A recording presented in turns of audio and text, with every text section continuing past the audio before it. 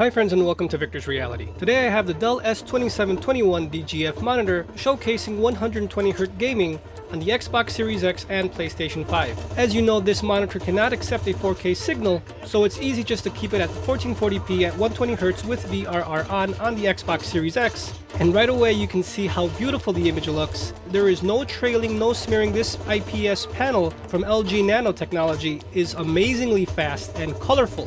The saturation here is just so immense and so crazy that everything just pops out off the screen.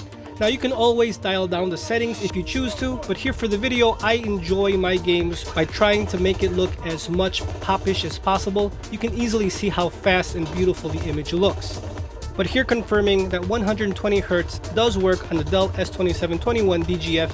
The fluidity and smoothness of 120Hz gaming on this monitor is easy. This monitor can handle it with no problem whatsoever. And just to talk a little bit about my experience with other monitors versus this Dell S27, comparing it to the Alienware AW2720HF, which it's giving me some issues right now with 120Hz gaming. There are a lot of artifacts, at least on my panel, on that game on both versions, so I don't want to make that video yet. I have to still investigate and see why that's happening.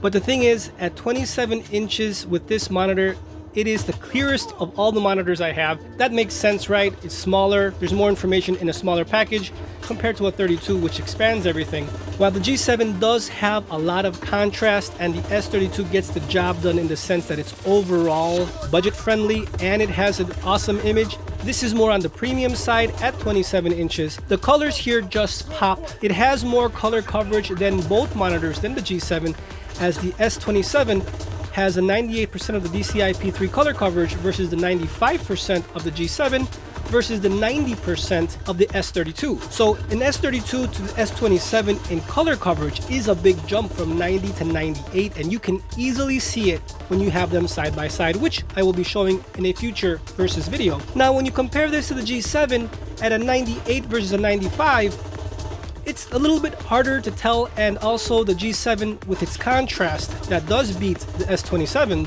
it more than makes up for that little 3% difference in the color coverage. But you get the 32 inches, you get the curve, it's a whole nother package in a sense. So if you're going to get the G7, you're going more for curve and contrast versus on the Dell S27, you're going more for clarity because it's smaller, and you know you have a LG Nano technology with 3% better color coverage, at least on paper. Once we get a calibrator here, I can get through those numbers and really compare what the numbers say. While numbers don't lie, the overall picture package of what someone would use it on a daily use with gaming and media and web browsing, you can't just rely on numbers, because if I were to rely on numbers, I wouldn't have gotten the S32. That has blown my expectations of what a 90% of the DCI-P3 color coverage with a new 2019 Plus VA panel can produce. Again, just showing here 1440p at 120Hz works on the Xbox Series X, also at 1080p 1920 on the PlayStation 5. So if you found this video helpful, please leave a like, share, comment, and subscribe. Don't forget to turn on that notification bell so you never miss out on a future